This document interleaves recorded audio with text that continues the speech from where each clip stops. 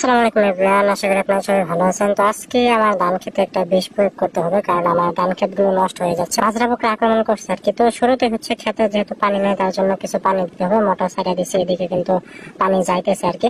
তো এই মাজরা পোকা দমনের জন্য কি বিষ দিলাম সেটা কিন্তু আপনাদেরকে আজকে বলে দিব। আপনারা যারা ধানের জমিতে বিষ প্রয়োগ করবেন, অবশ্যই খেতে আগে পানি দিয়ে রাখবেন, কারণ পানি ছাড়া কিন্তু পোকাগুলো দমন কম হবে এবং বিষের কার্যকারিতা কিন্তু কমে যাবে। তো যাই হোক, আমার খেতে কিন্তু পানি হয়ে গেছে। মাজরা পোকা দমনের জন্য আমি বিত্তাগ প্রয়োগ করতেছি। এটা হচ্ছে 30 লিটার পানিতে 10 গ্রাম কীটনাশক ব্যবহার করতে হবে। তোমার 20 মিনিট শেষ। এখন আমি ট্যাঙ্কে নিয়ে চলে যাচ্ছি খেতে বিষ দেওয়ার জন্য, যেহেতু পানি হয়ে গেছে, বেশিক্ষণ দেরি করা যাবে না।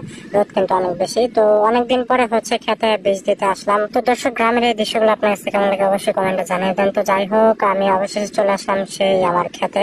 তো বিষ দেওয়া কিন্তু শুরু করে দিয়েছি অলরেডি। আমি 10 গ্রামের একটা বিত্তাগ প্যাকেট 30 লিটার পানির সাথে মিশিয়ে 5 কাঠা জমিতে দিতেছি আর কি, 25% জমিতে। আপনাদের ধানের জমিতে যদি মাজরা পোকা আক্রমণ করে, তাহলে কিন্তু এই বিত্তাগ দিতে পারেন। আশা করি